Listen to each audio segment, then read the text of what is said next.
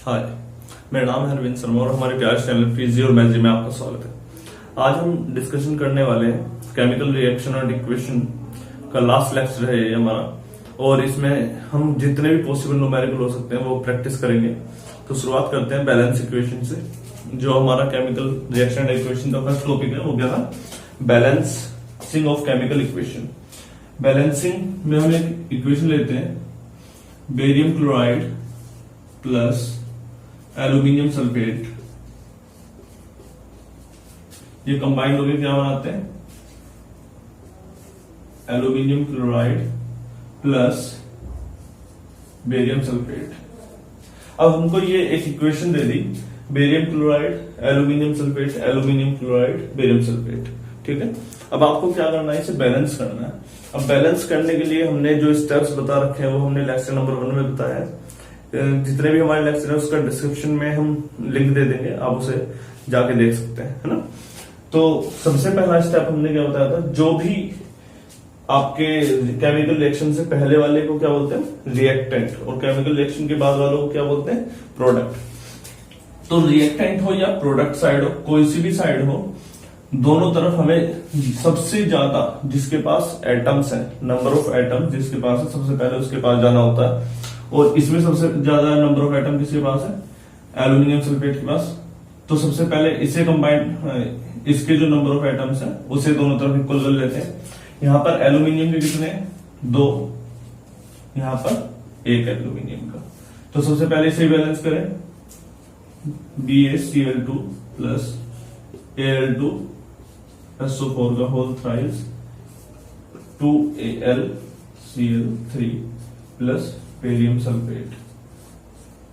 चाहते तो आप SO4 का होल थ्राइस भी पहले कर सकते थे, लेकिन हमने एल्यूमिनियम का कर लिया। आप कोई भी ले सकते हैं, लेकिन जाना किसके पास है? सबसे पहले उसके पास जिसके पास सबसे ज्यादा नंबर ऑफ एटम्स है। ओके, हम लेफ्ट साइड और राइट साइड में दोनों में नंबर ऑफ एटम्स इक्वल कर रहे हैं। अब हमारे एल्यूमिनियम इक्वल हो गए। अब हम क्या देख सकते हैं? यहां पर क्लोरीन कितने हैं? 3 2 जा 6। यहां पर क्लोरीन कितने हैं? 2।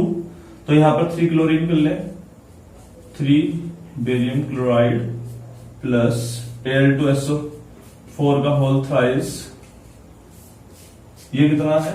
2AlCl3 plus BaSO4। अब आप चाहो तो एग्जामिनर को जब आपको बताना पड़ेगा, जब आप ये क्वेश्चन कर रहे हो तो साइड बाय साइड आपको बताना भी पड़ेगा इस इक्वेशन में आपने क्या किया। इस इक्वेशन में आपने AlCl3 में किसकी मल्टीप्लाई करी है? 2 की। इस इक्वेशन में आपने क्या किया है? सेकंड केस में BaCl2 बेरियम क्लोराइड में 3 की मल्टीप्लाई की है। ओके, सीक्वेंस से करते जा रहे हैं। पहले हमने एल्यूमिनियम को इक्वेट किया है, नेक्स्ट इक्वेशन में हमने क्लोरीन को इक्वेट किया है। ओके, अब इस केस में देखो, इधर लेफ्ट साइड में एल्यूमिनियम अब भी इक्वल है, सल्फेट, यहां पर क्लोराइन आपकी क्लोरीन भी इक्वल हो गई है, Cl2। ठीक है, अब बचा क्या आपका बेरियम। बेरियम यहां पर कितने हो गए? 3। यहां पर कितना है? बेरियम 1। बेरियम इक्वल करो, 3 बेरियम क्लोराइड प्लस Al2SO4 का whole thrice equals to 2AlCl3 plus 3 BaSO4। अब यहां पर जो आपके सल्फेट आयन हो गए वो कितने हैं? 3। यहां पर भी 3। यहां पर बेरियम कितने हैं? 3। इधर भी 3 है। क्लोरीन 2। यहां पर भी क्लोरीन कितने? 2 3 2 3 जा 6। यहां पर भी 3 2 जा 6। तो मतलब ये आपकी कैसी आ गई? एक बैलेंस इक्वेशन बन गई। ये आपकी एक बैलेंस इक्वेशन है। अब आपने ये प्रैक्टिस कर रखी है, अब आपने बहुत अच्छे से प्रैक्टिस कर रखी है, तो आप ये आराम से कर पाओगे एग्जाम में सोल्व। लेकिन अगर सपोज करो आपने ये सोल्व नहीं कर रखी है या प्रैक्टिस नहीं कर रखी है, तो उस केस में कैसे करेंगे? तो उस केस में जिस तरह से करना है वो मैं आपको बताता हूं। अब हमको ये सब कुछ नहीं पता कौन सा स्टेप कहाँ आना है या किसमें जाना है, किसके लिए हमको अपना सबसे ज्यादा टाइम स्पेंड करना है। एल्यूमिनियम के लिए, बेरियम के लिए, क्लोरीन के लिए, सल्फेट के लिए, हमें ऐसा कुछ पता नहीं है। लेकिन हमें किसी भी बैलेंस इक्वेशन का ये जरूर पता होता है कि उसके लेफ्ट हैंड साइड में रिएक्टेंट में जितने भी एलिमेंट हैं और राइट हैंड साइड में जो प्रोडक्ट है उनमें जितना एलिमेंट है उनके नंबर ऑफ एटम्स इक्वल होने चाहिए, तो वो एक बैलेंस इक्वेशन मानी जाती है। अगर सपोज मैं आपको एक ऐसे ही पूछ लेता हूं नॉर्मल Al2SO4 का होल थ्राइस, अगर मैं आपसे पूछूं यहां पर एल्यूमिनियम के कितने एटम है, तो नंबर ऑफ एटम आपको गिनना आ गए 2 3 जा 6, 2 3 जा 6, ठीक है। अगर मैं सल्फेट के एटम पूछूं या सल्फर के एटम पूछूं, एटम ऑफ सल्फेट, सल्फेट के एटम कितने हैं यहां पर जल्दी बताओ। 3 3 जा 9 ही है ना। एल्यूमिनियम के कितने हैं 6 और इसके 9। तो ये बात आपको ध्यान में रखनी है, इसकी मल्टीप्लाई होती है ना कि ये जुड़ता है। आप 2 और 3 5 नहीं करोगे, 2 3 जा 6 करोगे। तो इसी को ध्यान में रखते हुए हमने माना, हमने कोई एक कुछ अननोन ले लिए जो इस इक्वेशन को बैलेंस करेंगे। हमने वो अननोन क्या लिए, हमने माना कि यहां पर के एल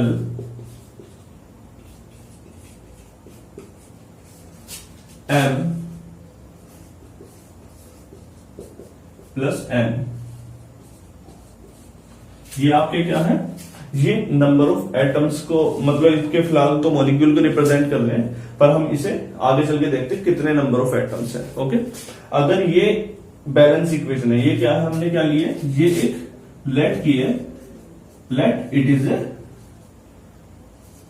बैलेंस इक्वेशन। अगर ये एक बैलेंस इक्वेशन है तो इस तरफ और इस तरफ कैसे नंबर ऑफ एटम्स आपके इक्वल होने चाहिए, तो उसके लिए हम चेक कर लेते हैं। बेरियम कितने इधर, बेरियम के एटम, एटम ऑफ बेरियम कितने यहां पर, ओनली के। राइट साइड में बेरियम के एटम कितने, एन। तो लेफ्ट साइड और राइट साइड में इक्वल होने चाहिए, ये बात समझ में आई है। जो नंबर ऑफ एटम बेरियम के लेफ्ट साइड में है केमिकल इक्वेशन से और केमिकल रिएक्शन के होने के बाद नंबर ऑफ एटम कितने, एन। तो number of atom of barium left side और राइट साइड इक्वल हो गए, के इक्वल टू एन। अब हम क्लोरीन के मिला लेते हैं, एटम ऑफ क्लोरीन। अगर क्लोरीन के number of atom left side और राइट साइड में इक्वल है तो इधर के नंबर ऑफ एटम कितने, ये 2 इंटू के, 2 के। और राइट साइड में क्लोरीन के नंबर ऑफ एटम कितने, 3 इंटू एम। अब आपके पास ये एक और इक्वेशन आ गई, ठीक है, इसको भी रखते हैं अभी साइड में। अब हम नेक्स्ट चेक करते हैं एल, एल्यूमिनियम के, atom of aluminium. Atom of aluminium कितने यहां पर 12, इधर कितने एल्यूमिनियम के इक्वल्स टू एम। ये आपकी थर्ड इक्वेशन आ गई। Next fourth, atoms of sulphate ion, SO4 ion. ये कितने, 3L, 3 इंटू एल 3L। और राइट साइड में कितने सल्फेट के, N। राइट साइड में हो गए आपके N। Equation number 4। अब हमारे पास ये 4 इक्वेशन आ गई, हम बाकी सब इरेज कर देते हैं। अब आप बाकी सब ये सब हम इरेज कर देते हैं, इसकी अभी जरूरत है नहीं। फिलहाल हमारे पास ये 4 इक्वेशन आ गई। अब हम क्या करते हैं, इस इक्वेशन को सिंपली सोल्व करने के लिए सभी टर्म्स को के की फॉर्म में लिख लेते हैं, किसी एक वेरिएबल की फॉर्म में सभी इक्वेशन को सोल्व कर लेना। जैसे इसको 1 बाय 1 के इक्वल्स टू एन है, यहां पे लिख लें के इक्वल्स टू एन। मतलब एन की वैल्यू को हम क्या लिख सकते हैं, यहां पर एन की जगह पर के लिख सकते हैं। तो हमने लिख लिया, लो के BaCl2 प्लस Al2SO4 का whole thrice equals to MaLCl3 plus के BaSO4। हमने n की जगह पर क्या रख दिया है, के रख दिया है। तो हमारा एक वेरिएबल फिलहाल तो खत्म हो गया। ओके, अब हम किसकी बात करेंगे, यहां से के की वैल्यू निकाल लेते हैं सेकंड इक्वेशन से। m की जगह पर क्या रख सकते हैं, यहां पर देखो m की जगह पर रखेंगे 2/3 के, और l की जगह पर क्या रख सकते हैं, l इक्वल्स टू m/2, और m की जगह पर क्या रखेंगे 2/3 के, 1/2 इंटू 2/3 k मतलब k/3। ये कितना आ रहा है? L की वैल्यू आई है आपकी 1/3 k। ये बात समझ में आई है? अगर नहीं आई है इसे आप अपने आप भी सोल्व करके देख सकते हो, इतना टफ नहीं है ये जितना आप सोच रहे हैं। ओके, तो अब हम सिर्फ इस इक्वेशन में वैल्यूज रख देते हैं। हमने सबको k की तरफ में रख देना, k BaCl2 प्लस L की जगह पर क्या रखना है? 1/3 k Al2 SO4 का whole thrice equals to M की जगह पर क्या रखना है? 2/3 k। 2/3 k नोट डाउन कर लिया? कर लिया होगा, वरना वीडियो पॉज करके कर लेना। 2/3 k AlCl3 plus k BaSO4। मतलब आपकी जितनी भी टर्म्स हैं हमने किसकी फॉर्म में लिख ली? k की फॉर्म में लिख ली। k की फॉर्म में लिख ली ना। तो अब हमारे पास लेफ्ट हैंड साइड और right hand side chemical equation reaction से पहले और केमिकल रिएक्शन के बाद जो आपका k है वो दोनों तरफ इक्वल आ गया। तो हम इसे डायरेक्टली हटा भी सकते हैं, हटा दें तो अब क्या आया हमारे पास? BaCl2 प्लस 1/3 Al2 SO4 का whole thrice equals to 2/3 AlCl3 plus BaSO4। अब नीचे क्या आया आपका? 3 आ गया। नीचे हमें रखना नहीं है कुछ भी, हम लेफ्ट हैंड साइड और राइट हैंड साइड में 3 के मल्टीप्लाई करते हैं। 3 BaCl2 प्लस Al2 SO4 का होल थ्राइस। हम लेफ्ट हैंड साइड और राइट हैंड साइड में 3 के मल्टीप्लाई कर रहे हैं। तो यहां पर क्या है? 2AlCl3 plus 3 BaSO4। ये आपकी कैसी इक्वेशन है? ये एक बैलेंस इक्वेशन है, हमने अभी अभी करी है। इसे आप चाहो तो उससे मिला करके देख सकते हो। ये एक सिंपलेस्ट तरीका है जिससे आप कितनी भी टफ क्वेश्चन आ जाए, मतलब जो भी टफेस्ट या कितना भी टफ क्वेश्चन एग्जामिनर दे दे तो आप उसे इस तरीके से बहुत सिंपली कर सकते हैं, है ना। ये आपके बैलेंस इक्वेशन की बात है। अब आप अपनी किताब में जाकर देखिए, कोई क्वेश्चन मिलता है उसे लगाने की कोशिश कीजिए, सोल्व करने की कोशिश करो। ओके, अब हम नेक्स्ट क्वेश्चन पे चलते हैं। बैलेंसिंग ऑफ इक्वेशन हो गई, समझ में आई है? आ गई होगी। इतना तक तो ये टॉपिक मैंने समझाया नहीं, काफी इजीली समझाया है। अब हम चलते हैं नेक्स्ट कॉम्बिनेशन रिएक्शन के एग्जांपल पर। कॉम्बिनेशन रिएक्शन का एग्जांपल क्या था? हमने कॉम्बिनेशन रिएक्शन में ये बताया था कि दो या दो से ज्यादा प्रोडक्ट मिलकर केवल एक सिंगल रिएक्टेंट बनाते हैं। मतलब कुछ लोगों ने मिलकर के एक अकेली पार्टी तैयार कर दी। मतलब 10-10 रुपए ने अलग अलग मिलकर के गए और एक 100 का नोट लेकर आए। ये बात समझ में आई? मतलब हमने अलग अलग रिएक्टेंट को मिलाकर केवल एक प्रोडक्ट बनाया। नाइट्रोजन ये गैस है प्लस हाइड्रोजन ये भी गैस है, दोनों ने मिलकर क्या बनाया है? अमोनिया बनाया, NH3 गैस। यहाँ पर हाइड्रोजन कितने हैं? 3। यहाँ पर इन्हें बैलेंस कर लेते हैं जल्दी से। 2NH3 नाइट्रोजन हमने 2 कर लिए, यहाँ पर 3 हाइड्रोजन, ये भी बैलेंस हो गई। बैलेंस करना हमने बता दिया है, आप करके देख लेना। Nitrogen plus hydrogen equals to NH3। यहाँ पर हमने देखा रिएक्टेंट कितने आपके? 2 रिएक्टेंट आपके 2 है, नाइट्रोजन और हाइड्रोजन। और प्रोडक्ट कितना है? केवल एक प्रोडक्ट है, सिंगल प्रोडक्ट है।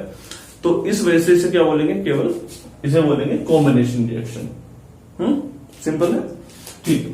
अब हम नेक्स्ट टॉपिक पे चलते हैं, आपका डीकंपोजिशन रिएक्शन। ये आसान टॉपिक था इसलिए हम ज्यादा टाइम नहीं लगाएंगे। डीकंपोजिशन रिएक्शन, डीकंपोजिशन रिएक्शन जब हम सिल्वर क्लोराइड को, इसमें क्या होता है डीकंपोजिशन रिएक्शन में, कोई एक सिंगल प्रोडक्ट 2 या 2 से ज्यादा रिएक्टेंट में ब्रेक हो जाता है, उसे क्या बोलते हैं? Decomposition reaction. बिल्कुल कॉम्बिनेशन का अपोजिट है। हमारे पास सिंगल प्रोडक्ट है, उसको वापस कर देना है, मतलब उसको ब्रेक कर देना है। जैसे 100 के नोट को हम 10 नोटों में तोड़ सकते हैं, 50 के 2 नोटों में तोड़ सकते हैं। तो वैसे ही डिकम्पोजिशन का मतलब किसी एक सिंगल प्रोडक्ट से दो या दो से ज्यादा प्रोडक्ट तैयार रिएक्टेंट बन जाना, उसे हम क्या बोलेंगे, डिकम्पोजिशन। इसका एग्जांपल बताओ जल्दी से। डिकम्पोजिशन रिएक्शन, सिल्वर क्लोराइड क्या बना, 2Ag प्लस क्लोरीन, ये गैस सॉलिड, और ये आपका क्या है, ये भी आपका सॉलिड है। सिल्वर क्लोराइड, ये गैस, सिल्वर क्लोराइड, ये गैस, ये सॉलिड, ये आपका सॉलिड बना। ओके, सिल्वर क्लोराइड से सिल्वर और क्लोरीन बना। यहां पर आपने नोटिस किया कि एक ही आपका प्रोडक्ट है, ये आपका रिएक्टेंट कितना है, रिएक्टेंट की संख्या कितनी है, ओनली 1, और प्रोडक्ट कितने, 2, सिल्वर और क्लोरीन। तो एक से ज्यादा, एक रिएक्टेंट ने 2 या 2 से ज्यादा प्रोडक्ट बनाए। ये इतना डिफिकल्ट भी नहीं है, समझने में आप आसानी से समझ सकते हैं, है ना। तो हम नेक्स्ट टॉपिक पे चलते हैं। नेक्स्ट टॉपिक क्या था जो हमने डिकम्पोजिशन के बाद, displacement reaction, single displacement reaction, single displacement reaction. Single displacement मतलब जहां पर केवल एक ही प्रोडक्ट का डिस्प्लेसमेंट हुआ हो, और वो कैसे होता था हमने लेक्चर नंबर 2 में बता दिया है, 2 या 3 में। उसमें हमने लास्ट लेक्चर में बताया था, एक रिएक्टिव सीरीज बनाई थी। रिएक्टिव सीरीज यहाँ पर के, पोटेशियम, सोडियम, बेरियम, मैग्नीशियम करके। तो रिएक्टिव सीरीज में ऊपर से नीचे की तरफ चलने पर आपकी किसी भी एलिमेंट की रिएक्शन करने की कैपेसिटी कम होती जाती है। मतलब ऊपर जो है हाइड्रोजन के ऊपर या किसी और एलिमेंट से ऊपर जो भी एलिमेंट होगा, उसके पास उस दूसरे एलिमेंट को उसके सोल्ट में से बाहर निकालने की कैपेसिटी होगी। ठीक है, जैसे lead plus copper chloride CuCl2। Lead उस रिएक्टिव सीरीज में कॉपर से ऊपर है, मतलब ये इसके पास कॉपर से ज्यादा स्ट्रेंथ है, तो इसने क्या किया, कॉपर क्लोराइड को में से कॉपर को ही बाहर निकाल दिया। कॉपर क्लोराइड के सॉल्यूशन में से कॉपर को बाहर निकाल दिया और क्या बना लिया, PbCl2। तो यहां पर कौन ज्यादा एक्टिव है, कॉपर, सॉरी लेड। लेड ने कॉपर को बाहर निकाल दिया, है ना, लेड ने इस कॉपर को बाहर निकाल दिया। ये आपकी क्या हुई, सिंगल डिस्प्लेसमेंट। इसके अलावा हमने एक और पढ़ी थी, double displacement reaction. Double displacement reaction, double displacement reaction जहां पर दो अलग अलग एलिमेंट एक दूसरे को सल्फेट, उन दोनों के सोल्ट्स में से बाहर निकाल देते हैं, है ना। एक एग्जांपल लेके चलते हैं, potassium bromide plus barium iodide equals to potassium iodide plus barium bromide. ठीक है, इसे बैलेंस कर लो। यहां पर ब्रोमीन 2 बार है, यहां पर 1 बार, 2 बार कर लिया। यहां पर I2 2 बार है, 2 बार, पोटेशियम दोनों तरफ 2 बार हो गया। ठीक है, इसमें क्या हुआ है, पोटेशियम ने, यहां पर जो पोटेशियम है इसने बेरियम की पोजीशन ली है और बेरियम ने पोटेशियम की पोजीशन ली है। लेकिन आपने जब ये सोल्ट्स ऑलरेडी एग्जिस्ट थे तो नए वाले सोल्ट क्यों बने? नए वाले सोल्ट हमने लास्ट लेक्चर में यही बताया था कि इन दोनों में से पोटेशियम ब्रोमाइड और पोटेशियम आयोडाइड में से जो ज्यादा स्टेबल होगा वो एग्जिस्ट करेगा। अगर 2 अलग अलग सोल्ट आ रहे हैं और दोनों में अगर ये ज्यादा एग्जिस्ट स्टेबल है इसके कंपेरेटिवली तो ये बनेगा। अगर इसके पोटेशियम आयोडाइड पोटेशियम ब्रोमाइड की जगह ज्यादा स्टेबल है तो वो बन जाएगा और ये रह जाएगा। तो स्टेबिलिटी जिसकी ज्यादा होगी वही स्टे करेगा, अदरवाइज दूसरा सोल्ट तैयार हो जाएगा। ठीक है, तो ये आपकी डबल डिस्प्लेसमेंट की बात थी जिसमें 2 अलग अलग एलिमेंट्स ने 2 अपने सोल्ट्स को छोड़कर दूसरे के सोल्ट के साथ कंबाइन हो गए।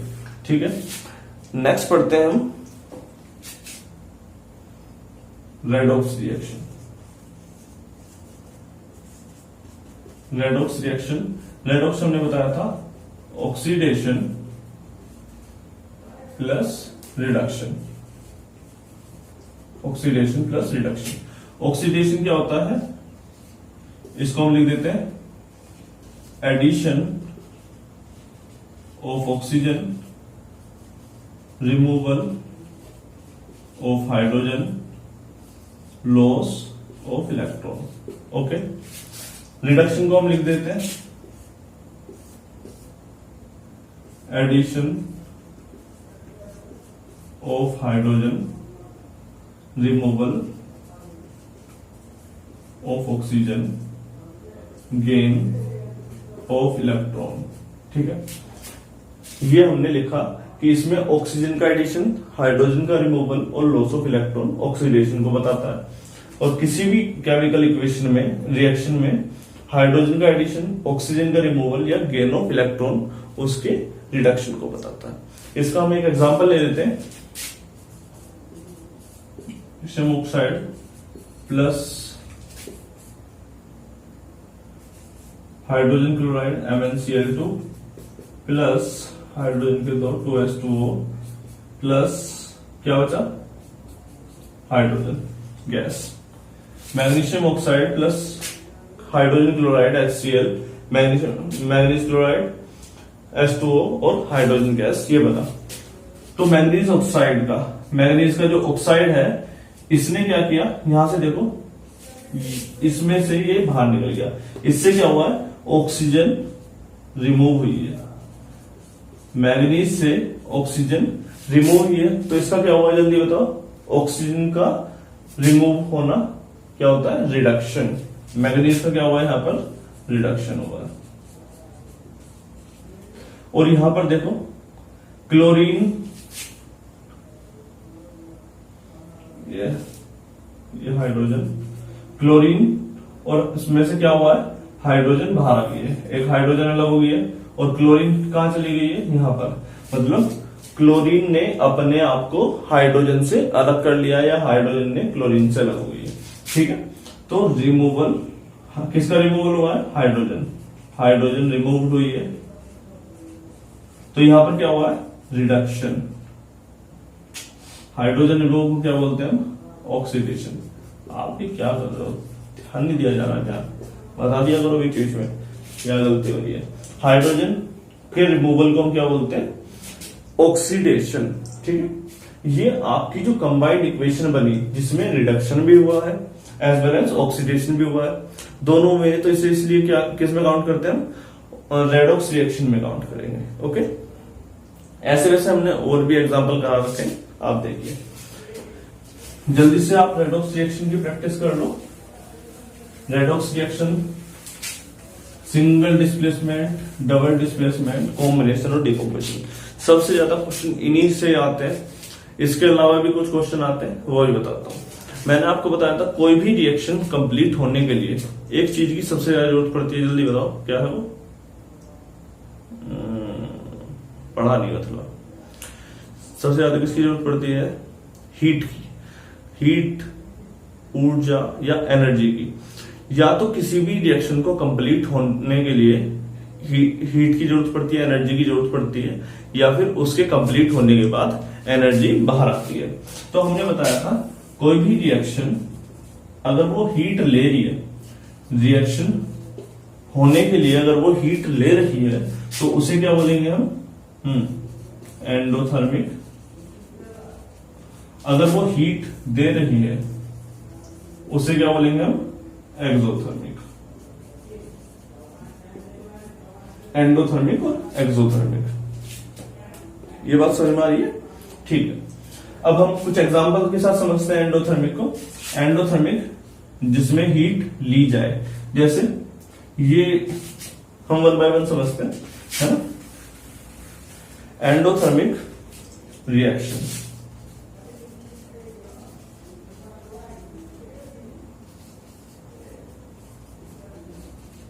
मतलब एडिशन ऑफ हीट। इसका कोई एग्जांपल है आपके माइंड में? क्या है? फोटोसिंथेसिस, बहुत सिंपल एग्जांपल है फोटोसिंथेसिस।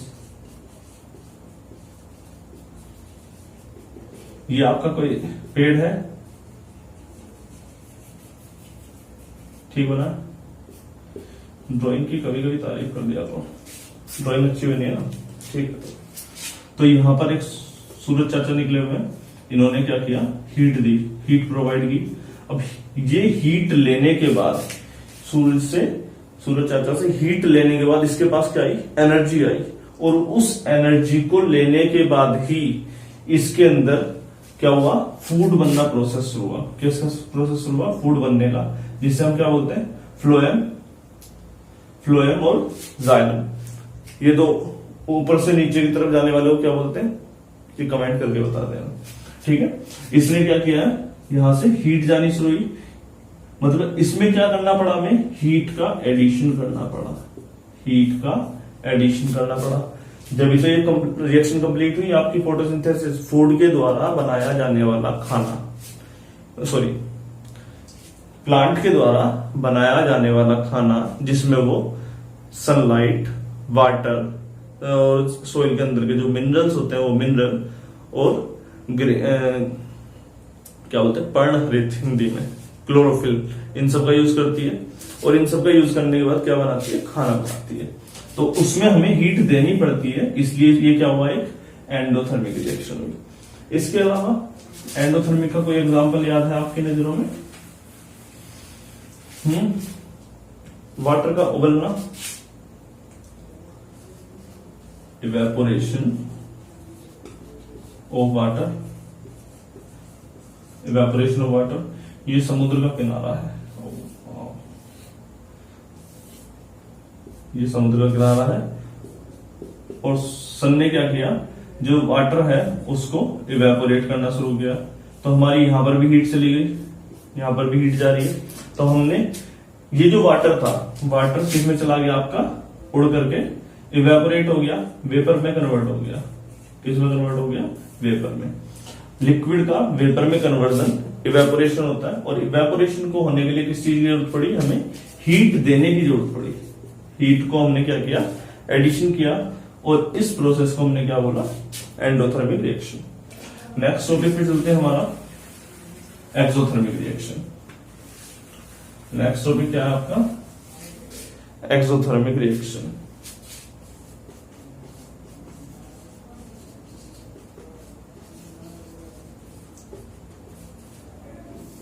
एक्सोथर्मिक मतलब जिसमें हमें अपनी तरफ से हीट, उस जो कोई भी केमिकल रिएक्शन हुई उसमें से हमें कुछ ना कुछ हीट मिली है, उसे हम क्या बोलते हैं, एक्सोथर्मिक रिएक्शन। अब एक्सोथर्मिक रिएक्शन जैसे नेचुरल गैसेस का जलना, नेचुरल गैस का बर्न होना, burning of natural gas, okay. अब नेचुरल गैस कौन सी होती है, मैथेन, CH4। मैथेन बर्न होगी, बर्न करने के लिए किसकी जरूरत पड़ती है, ऑक्सीजन गैस की। जब ये बर्न होगी तो क्या बनेगा, कार्बन डाइऑक्साइड प्लस वाटर, यही बनेगा। ये दोनों भी गैसेस की फॉर्म में होंगे, वाटर भी आपका गैस की फॉर्म में होगा। तो इन दोनों को जल्दी से रिएक्शन को कंप्लीट कर लो। CO2 कितना है, यहां पर कार्बन कितना है, 1, यहां पर 2s2 हो गया। हाइड्रोजन 4 है, तो यहां पर हमने 4 कर दिए। ऑक्सीजन कितने हैं, यहाँ पर 2 और 2 4, यहाँ पे 2 कंप्लीट कर दिए, ठीक है। ये बैलेंस हो गई इक्वेशन। तो मैथेन ने ऑक्सीजन के साथ कंबाइंड हुई तो क्या बना, कार्बन डाइऑक्साइड और वाटर। अब बर्निंग ऑफ नेचुरल गैस, इसके बर्न करने के बाद जब आप कोई भी नेचुरल गैस जलाते हो तो जलने के बाद हमें क्या देती है, वो ऊर्जा देती है। जैसे नेचुरल गैस में आपकी एक LPG भी आता है, जो आपके घर में सिलेंडर आता है, हालांकि उसमें मैथेन नहीं होती है ना, ब्यूटेन होती है। तो आप क्या करते हैं, जब आप उसे जलाते हो, जलाने के बाद उससे क्या निकलती है, ऊर्जा निकलती है। तो यहां से भी क्या निकलेगी, हीट निकलेगी, हीट निकलेगी। और इसने हमें क्या दी, ये हीट किसको मिली, ये हीट हमें मिली, हमें जरूरत थी। और हम इस हीट से क्या करते हैं, बिजली बना सकते हैं। जो बिजली बनती है वो बिजली बना सकते हैं, या और कोई भी काम कर सकते हैं, खाना पकाने वाला। वो तो इससे वैसे होता नहीं है, पर हो जाएगा अगर हम चाहेंगे तो। इसके अलावा कोई example, respiration process, respiration, respiration process. इसे थोड़ा अच्छे से पढ़ लेना, ये एग्जाम में आता है। Respiration process is an example of exothermic reaction. Exothermic reaction, ठीक है। रेस्पिरेशन क्या होता है? सांस लेना वैसे तो, लेकिन जब हम सांस लेते हैं तो हमारे शरीर के अंदर क्या जाती है? ऑक्सीजन जाती है। अब ऑक्सीजन हमारे डायफ्राम तक या यहां तक ही पहुंचती होगी, पैरों तक तो जाती नहीं है ना, कि क्या पता हमारे पैरों तक भी चली जाती है। अब हम जो फूड खाते हैं, कुछ भी खाना खाते हैं, रोटी या जो भी आप खाते होंगे अपने घर में, तो उससे क्या निकलती है? ग्लूकोज। सपोज करो कोई आदमी बीमार हो जाता है, डॉक्टर के पास जाता है, डॉक्टर क्या करता है? उसे ग्लूकोज चढ़ा देता है। अब ग्लूकोज चढ़ने के बाद उसके शरीर में जान आ जाती है, मतलब वो ग्लूकोज आई कहां से? वो ग्लूकोज आई फूड से। हालांकि डॉक्टर वाली की बात नहीं कर रहा, जो फूड में आती है। तो फूड से जो ग्लूकोज आती है वो ग्लूकोज C6H12O6, ये क्या है आपकी? ग्लूकोज। ये किसके साथ कंबाइंड होती है? ऑक्सीजन गैस के साथ, जो हमने इनहेल की है। ऑक्सीजन ये आपकी किस फॉर्म में होगी? एक्वस फॉर्म में होगी। इसने किसके साथ कंबाइंड किया है? ऑक्सीजन के साथ कंबाइंड किया है, और कंबाइन करने के बाद हमें क्या बना? कार्बन डाइऑक्साइड और वाटर मिला। इसको जल्दी से बैलेंस कर लो। कार्बन डाइऑक्साइड कितनी बनी? 6CH2, मतलब 6CO2 बन गया। वाटर कितना है? 12 कितने? ये हाइड्रोजन 12, 6H2O। अब ऑक्सीजन सबसे लास्ट में काउंट करना है। 6 दूनी 12, 6 दूनी 6, 12 6 18, 9 दूनी 18। तो ये आपके पास क्या बना? ग्लूकोज ने ऑक्सीजन के साथ कंबाइन हो गया, कार्बन डाइऑक्साइड और वाटर बना। तो ये खाना जो पहुंचा हमारे शरीर के अलग अलग पार्ट में, इसके लिए इससे क्या हुआ? हमारे बॉडी से एनर्जी निकलनी शुरू हुई। एनर्जी बाहर आ रही है ना, मेरी भी आ रही है। तो यहां से ग्लूकोज से क्या यहां पर हमें हीट मिलनी शुरू हुई, क्योंकि कोई भी प्रोसेस कंप्लीट होने के लिए हमारी बॉडी को एनर्जी एक्सट्रैक्ट करनी पड़ी, और इस एक्सट्रैक्शन को हम क्या बोलते हैं? Exothermic reaction. इस हीट के बाहर आने की वजह से ही हमने इसे क्या किस में काउंट किया है? एक्सोथर्मिक रिएक्शन में, ठीक है। तो मेन कारण क्या रहा है यहाँ पर? हीट का एक्सट्रैक्शन होना ही एक्सोथर्मिक रिएक्शन बना। ये आपका जो चैप्टर है केमिकल रिएक्शन एंड इक्वेशन, हालांकि इतने कम में कंप्लीट तो नहीं होगा, लेकिन ये सफिशिएंट है आपके लिए कि आप ये समझ पाए कि आपको प्रैक्टिस कैसे करनी है। ये हमने रिबूट प्रोग्राम जो चलाया उसका एक स्टार्टिंग थी, हम आगे से और भी आगे बढ़ाएंगे, और मैं चाहूंगा कि आप मेहनत करें, बहुत मेहनत करें अपने बोर्ड एग्जाम के लिए। Good luck.